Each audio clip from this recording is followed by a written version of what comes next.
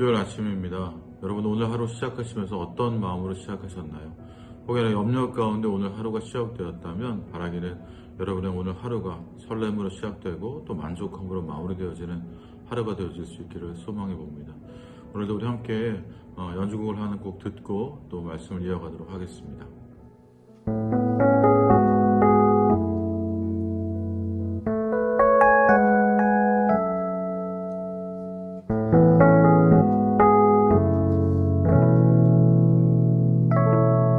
우리 아버지는 지금도 일하시네.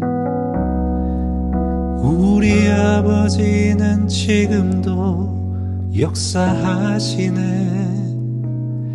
눈에 보이지 않아도 쉽게 느낄 수 없어도 우리 아버지는 지금도 일하시네.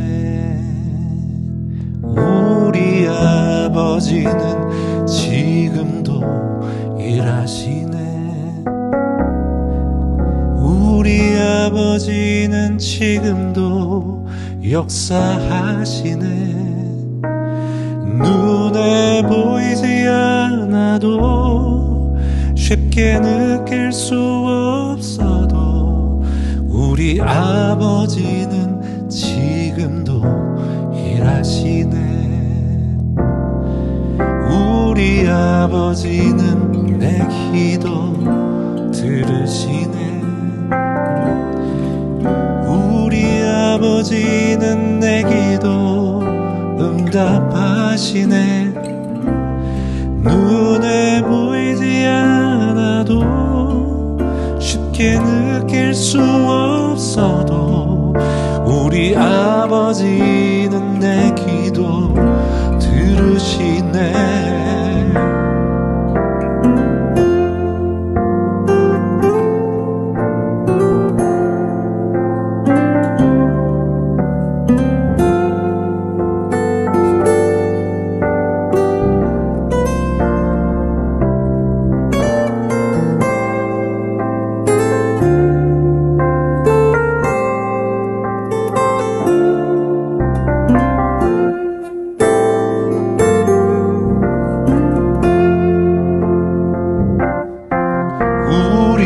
아버지는 나를 사랑하시네.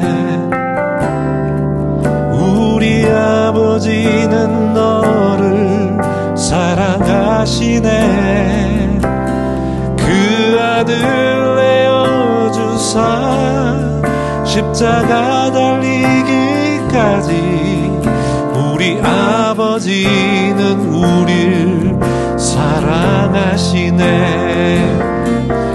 우리 아버지는 지금도 일하시네. 우리 아버지는 지금도 역사하시네.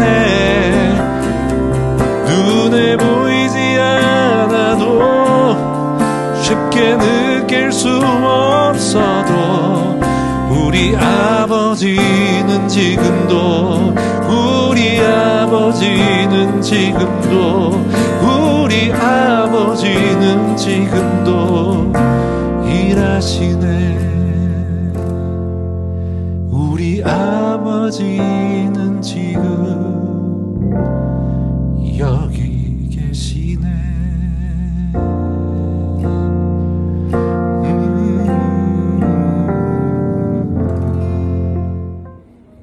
창세기는 다음 세대로 이어지는 축복의 또 약속의 이야기입니다. 물론 그 과정이 순탄하게 전개되지는 않습니다. 이유는 하나님의 약속이 신실하지 않아서가 아니라 그 약속을 이행하는 인간의 연약함 때문입니다. 인류 역사에서도 어느 세대나 세대와 세대 사이가 이어지는 전환점에서는 항상 위기가 따르기 마련이었습니다. 오늘 본문에서도 그 위기가 여실히 드러납니다.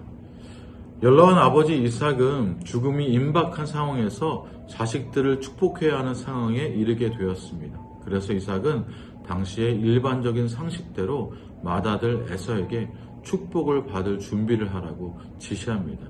1절부터 4절까지의 말씀입니다. 이삭이 나이가 많아 눈이 어두워 잘 보지 못하더니 맏아들 에서를 불러 이르되 내 아들아 하매 그가 이르되 내가 여기 있나이다 하니 이삭이 이르되 내가 이제 늙어 어느 날 죽을지를 알지 못하니 그런즉 내 기구 곧 화살통과 활을 가지고 들에 가서 나를 위하여 사냥하여 내가 즐기는 별미를 만들어 내게로 가져와서 먹게 하여 내가 죽기 전에 내 마음껏 내게 축복하게 하라. 당시 이삭의 나이는 약 137세였으며 눈이 어두워 잘 보질 못할 정도라고 기록하는 것으로 볼 때 이삭은 자신이 죽음이 임박했음을 직감했고 그렇게 장자를 향해 축복하기로 결단을 내렸습니다. 물론 이삭은 이후 43년을 더 살면서 180세에 사망한 것으로 성경은 기록하기에 자식들에게 축복을 서두른 것은 잘 이해가 되지 않는 부분이기도 합니다. 게다가 에서는 이방 여인과 결혼함으로 이삭의 근심이 되었음에도 불구하고 맏아들을 향한 편애로 인해 축복을 강행한다는 것은 이삭의 가정이 더욱 갈등 상황으로 가는 계기를 마련하고 있습니다.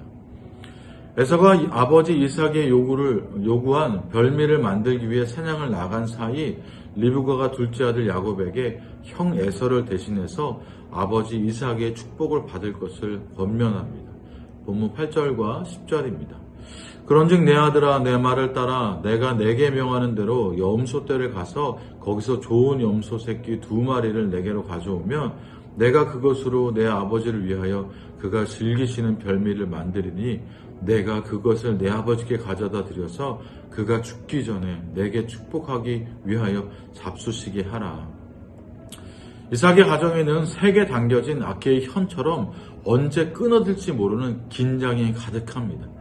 장자의 축복을 주려는 남편의 뜻에 반하여 둘째에게 축복을 주려는 아내 사이에서의 긴장, 아버지의 축복을 받기 위해 사냥을 나간 형 에서와 형 행세를 하며 아버지의 축복을 받으려는 동생 야곱 사이의 긴장, 복을 가르치려는 계획이 들통날 경우 아버지와 형의 분노를 예상할 수 있었음에도 야곱은 그 복을 받기를 소망했습니다. 심지어 어머니 리브가는 속이는 계획에 들통나서 저주를 받게 되더라도 그 저주는 자신이 받겠다고 말합니다. 13절입니다. 어머니가 그에게 이르되 내 아들아 너희의 저주는 내게로 돌리리니 내 말만 따르고 가서 가져오라. 리브가는 남편과 맏아들의 이야기를 엿듣고 임기응변으로 실행한 계획치고는 매우 치밀한 계획을 세웠습니다. 혹시 받게 될 저주는 내가 받겠노라며 야곱의 용기를 복돋아 주면서 이삭이 야곱을 축복하기 위해 혹여나 있을 접촉이 있을 때를 대비해서 완벽한 위장을 하게 합니다. 15절과 16절에 리브가가 집 안 자기에게 있는 그의 맏아들 에서의 좋은 의복을 가져다가 그의 작은 아들 야곱에게 입히고 또 염소 새끼의 가죽을 그의 손과 목에 매끈매끈한 곳에 입히고 리브가의 남편을 속이는 행위가 아무리 선한 의도에서 비록된 것이라고 할지라도 그것을 정당화하기에는 그 영향력과 파괴력이 실로 어마어마함을 우리는 알고 있습니다. 리브가의 지나친 열정과 과욕으로 인해 가정 안에 일어났던 균열을 회복하기까지 참으로 오랜 시간이 필요했으며 결국 이때 야곱과 헤어지게 된 이후 리브가는 사랑했던 아들 야곱을 다시 볼 수 없게 됩니다. 1막이 지나고 이제 2막이 되었습니다. 이제 리브가가 세운 계획대로라면 야곱이 아버지 앞에서 에서 흉내를 내며 아버지의 축복을 받아내야 합니다. 먼저 내가 누구냐는 이삭의 질문에 야곱은 자연스럽게 에서라고 답합니다. 18절과 19절입니다. 야곱이 아버지에게서 나아가서 내 아버지 하고 부르니 이르되 내가 여기 있노라. 내 아들아 내가 누구냐? 야곱이 아버지에게 대답하되 나는 아버지의 맏아들 에서로소이다. 아버지께서 내게 명하신 대로 내가 하였사오니 원하건대 일어나 앉아서 내가 사냥한 고기를 잡수시고 아버지 마음껏 내게 축복하소서. 거짓은 거짓을 낳습니다.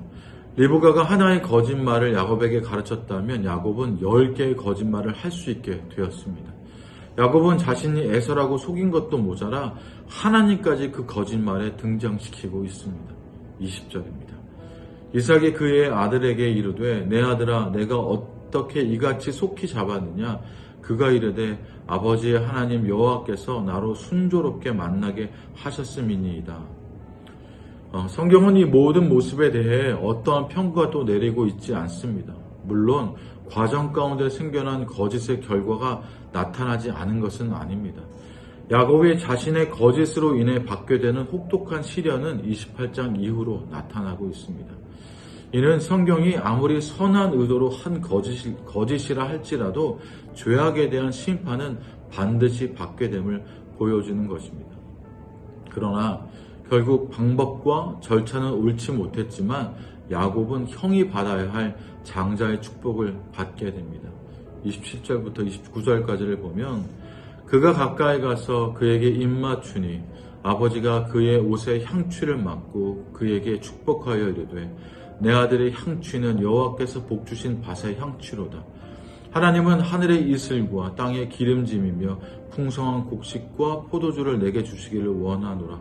만민이 너를 섬기고 열국이 너를 내게 굴복하리니 내가 형제들의 주가 되고 내 어머니의 아들들이 내게 굴복하며 너를 저주하는 자는 저주를 받고 너를 축복하는 자는 복을 받기를 원하노라. 여호와께서 복주신 밭의 향취, 하늘의 이슬, 땅의 기름짐, 풍성한 곡식과 포도주는 농경과 목축을 중심으로 하는 가나안 땅에서 누리게 될 복이었습니다. 오늘 우리는 이 이야기를 통해서 하나님의 복이 무엇일까에 대해 기억해야 합니다. 이삭의 가정은 복의 문제에 매우 관심이 많이 있었습니다. 집안의 가장을 통해 주어지는 복은 인간의 입을 통해 전해지더라도 하나님이 허락하시는 것과 동일하다는 개념 속에 그 무게와 능력이 있습니다. 그 복은 하나님의 의지와 뜻을 이어가는 릴레이 바통과도 같은 것이기에 복의 문제는 불가피하면서도 위험한 것입니다.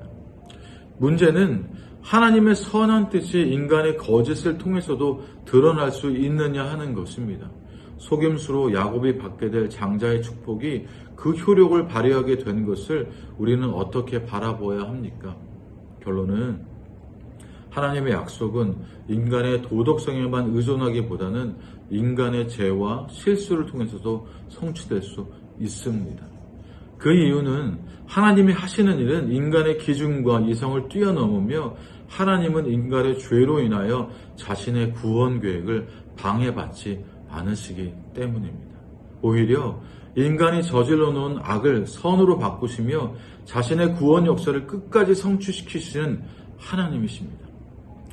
창세기 50장 20절에 등장하는 요셉의 고백입니다. 당신들은 나를 해하려 하였으나 하나님은 그것을 선으로 바꾸사 오늘과 같이 많은 백성의 생명을 구원하게 하시려 하셨나니. 오늘도 우리는 인생의 캠퍼스를 어떤 실수와 죄악, 잘못과 허물로 인해 엉망으로 만들어 놓았는지 아무도 알 수 없습니다. 다만 확실한 것은 우리 하나님은 엉망이 된 그림도 사용하신다는 것입니다. 전능하신 하나님은 우리가 지금 우리가 상상할 수도 없고 예측할 수도 없는 놀라운 방법으로 저와 여러분의 인생에서 하나님 자신의 뜻을 반드시 실현해 나가신다는 것입니다.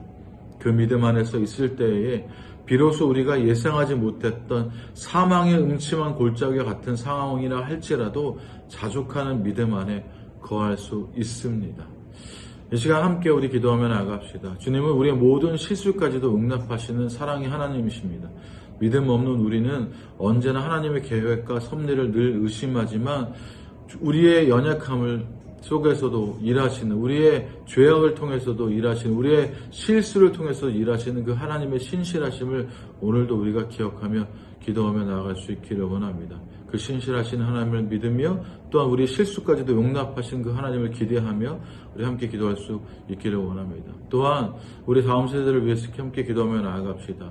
하나님이 허락하신 놀란 그 아름다운 복들이 우리 다음 세대와 청년들에게 충만하게 또 풍성하게 부어줄 수 있기를 여러분 함께 기도해 주길 부탁드립니다. 이 시간 우리 그렇게 함께 기도하며 나아갑시다.